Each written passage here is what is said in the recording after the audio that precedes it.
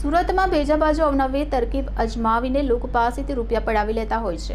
ત્યારે સુરત શહેરમાં આવો જ એક કિસ્સો સામે આવ્યો છે, જેમાં લાલગેટ પોલીસ મથકની હદમાં રહેતો વ્યક્તિ સાયબર ફ્રોડનો ભોગ બન્યો હતો અને 42,000 રૂપિયા ગુમાવ્યા હતા। જોકે આ મામલે લાલગેટ પોલીસ મથકમાં ફરિયાદ નોંધાતા પોલીસે જે બેંક એકાઉન્ટમાં ટ્રાન્સફર થયા હતા તે બેંક એકાઉન્ટ ધારકને ઝડપી પાડ્યો હતો।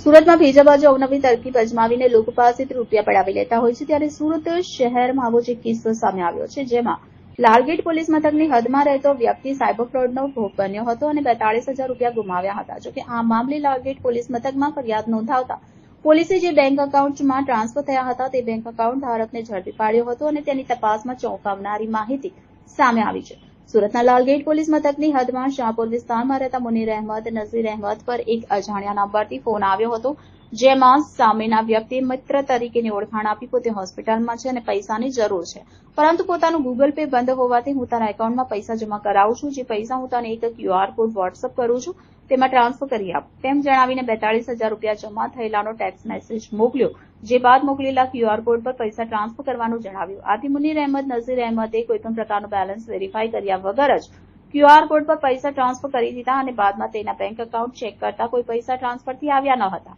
આ મામલે સાયબર ક્રાઇમની ટીમ દ્વારા તાત્કાલિક કાર્યવાહી કરી માહિતી મંગાવવામાં આવી અને આ મામલે લાલગેટ પોલીસ મથકમાં ગુનો નોંધવામાં આવ્યો।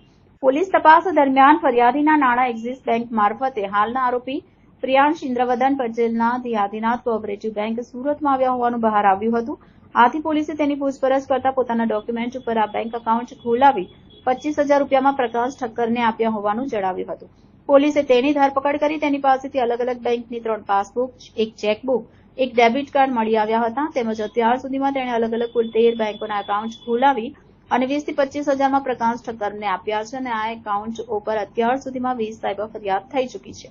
આ સમયે આપેલા ધ આદિનાથ કોઓપરેટિવ બેંક સુરતના એકાઉન્ટમાં 45 દિવસમાં જ 116 ટ્રાન્ઝેક્શનથી કુલ 2,75,00,000ની રકમ છેતરપિંડીથી મેળવેલ છે।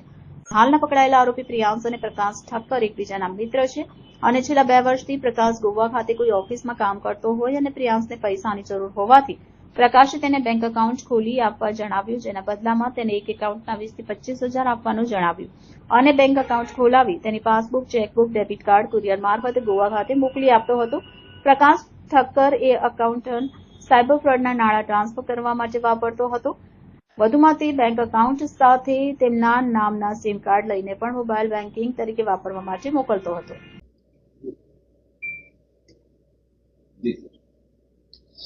લાલગેટ પોલીસ સ્ટેશનની અંદર એક સાયબર ક્રાઇમનો ગુનો દાખલ થયેલો હતો, તો આ ગુનો લાલગેટ પોલીસ સ્ટેશન દ્વારા ડિટેક્ટ કરવામાં આવેલો છે। આ ગુના જે એમઓ છે એ સુરત પોલીસ દ્વારા પબ્લિકને જણાવવામાં આવે છે કે કઈ ટાઈપના સાયબર ક્રાઇમના ગુનાઓમાં પબ્લિક ભોગ બનતી હોય છે, જેથી એક અવેરનેસ માટે પણ આ વસ્તુ જણાવવી જરૂરી છે। આ ગુનાની વિગત એવી છે કે જે અરજદાર છે તેના મોબાઈલ ઉપર એક કોલ આવે છે અને એવું કહે છે કે તમારા એના મિત્રનો હું મિત્ર છું અને અત્યારે હાલમાં હું એક હોસ્પિટલમાં છું અને મારે ઇમિડિયેટ પૈસાની જરૂર છે, પરંતુ મારી પાસે કોઈ ઓનલાઈન પેમેન્ટ કરવાનો ઓપ્શન નથી, હું આપના ખાતાની અંદર કે 42,000 રૂપિયા જમા કરાવું છું, તો આપ મને આ લિંક હું મોકલું એની ઉપર તમે 42,000 ટ્રાન્સફર કરી આપો। એમ કરીને એક મેસેજ અરજદાર પર આવે છે કે ભાઈ તમારા ખાતામાં 42,000 રૂપિયા જમા થયેલા છે। આ જાણીને જે અરજદાર છે એ જે લિંક હોય છે એની ઉપર 42,000 રૂપિયા ટ્રાન્સફર કરે છે, પરંતુ અરજદાર જ્યારે ચેક કરે છે ત્યારે તેના ખાતાની અંદર આવા કોઈ 42,000 રૂપિયા જમા કરેલા નથી। તો આ ટાઈપની એક એમઓ સાયબર ક્રાઇમમાં થઈ રહી છે। તો સુરતની જનતા બધાએ એલર્ટ થવાની જરૂર છે કે જ્યારે કોઈ તમારા ઓળખાણથી કોઈ કોલ કરીને કોઈ ઇમરજન્સીમાં પૈસાની માગણી કરે અને સામે કોઈ લિંક મોકલે તો એવા વસ્તુમાં તમે પૈસાનું ટ્રાન્ઝેક્શન કરશો નહીં અને તમારા જે એકચ્યુઅલ મિત્ર છે તેની સાથે આ વસ્તુ વેરીફાઈ કરશો તો તમે સાયબર ક્રાઇમનો ભોગ બનતા અટકશો। હવે આ જે વ્યક્તિએ 42,000 રૂપિયા ટ્રાન્સફર કર્યા એની લાલગેટ પોલીસ દ્વારા તપાસ કરતા જે એકાઉન્ટ હતું તે તેલંગાણાનું એક્સિસ બેંકનું એકાઉન્ટ હતું અને એની જે ટ્રાન્ઝેક્શનની વિગત પોલીસે મેળવી તો ધ્યાનમાં આવેલું હતું કે સુરતની જ એક આદિનાથ બેંક છે એની અંદર એ 42,000 એક્સિસ બેંક તેલંગાણાથી અહીંયા એકાઉન્ટમાં ટ્રાન્સફર થયેલા હતા। તો લાલગેટ પોલીસ દ્વારા જે આ આદિનાથ બેંક જે છે એનો સંપર્ક કરીને એકાઉન્ટની વિગત કરતા ધ્યાને આવેલું હતું કે પ્રિયાંશ ઇન્દ્રવદન પટેલ જે રામપુરા લાલગેટનો જ રહેવાસી છે તેના નામે આ એકાઉન્ટ હતું. અને એને જ્યારે પૂછપરછ કરતા ધ્યાનમાં આવેલું હતું કે આ પ્રિયાંશ ઇન્દ્રવદન પટેલે આ રીતે બેંક એકાઉન્ટ ઓપન કરીને 25,000 રૂપિયાની અંદર તેનો એક મિત્ર છે પ્રકાશ ઠક્કર, જે મૂળ પાટણનો છે અને હાલ એ ગોવામાં રહે છે, એને 25,000 રૂપિયામાં એકાઉન્ટ એને વેચેલું હતું. અને આની ઊંડાણપૂર્વક પ્રિયાંશની પૂછપરછ કરતા તેના નામે આવા 13 જેટલા બેંક એકાઉન્ટ ધ્યાનમાં આવેલા છે કે જેણે આ રીતે અલગ અલગ બેંકોમાં આવી રીતે એકાઉન્ટ બનાવી અને પ્રકાશ ઠક્કર છે એને આ રીતે વેચેલા છે. એટલે પ્રકાશ ઠક્કરને જે છે એને આ 42,000 રૂપિયા એને પોતે ઉપાડી લીધેલા છે અને એ દિશામાં પોલીસ અત્યારે તપાસ કરી રહેલી છે.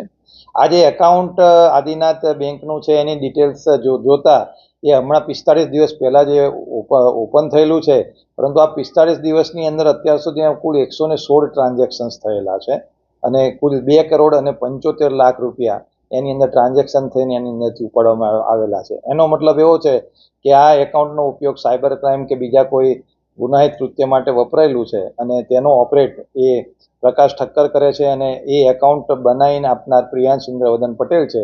તો હાલમાં લાલગેટ પોલીસ દ્વારા પ્રિયાંશ ઇન્દ્રવદન પટેલની ધરપકડ કરી અને એના રિમાન્ડને બધી કાર્યવાહી ચાલુ છે અને આની આગળ ઊંડાણપૂર્વક તપાસ કરવામાં આવશે. આજે 116 ટ્રાન્ઝેક્શન્સ થયેલા છે એની પણ તપાસ કરવામાં આવશે કે એમાં કેટલા માણસોના પૈસા આ રીતે સાયબર ફ્રોડ દ્વારા આ એકાઉન્ટમાં જમા થયેલા છે. આ પ્રિયાંશના ઘરે તપાસ કરતાં તેની પાસેથી બીજી 3 પાસબુક, એક ચેકબુક, એક ક્રેડિટ કાર્ડ એ પણ અમને ધ્યાનમાં આવ્યું છે. તો આ જે પ્રિયાંશ છે આવા કેટલા લોકોને આવા બેંકના એકાઉન્ટ ઓપન કરીને એણે આપેલા છે એ દિશામાં પણ પોલીસ ઊંડાણપૂર્વક તપાસ કરી રહી છે. તો સુરત શહેરને ની પ્રજાને સુરત શહેરની પોલીસ દ્વારા એક સૂચના મતલબ એક અમે રિક્વેસ્ટ કરીએ છીએ કે આવા કોઈ પણ જાતના કોલ તમારા મિત્રોના કે સગાવાલાના નામે ઇમરજન્સી પૈસા ટ્રાન્સફર કરવા માટે જ્યારે કોલ આવે તો એને પહેલાં વેરીફાઈ કરે અને પછી જ એ પૈસા ટ્રાન્સફર જરૂર હોય તો જણાય, તો એ લોકો સાયબર ક્રાઇમનો ભોગ બનતા અટકશે. Thank you.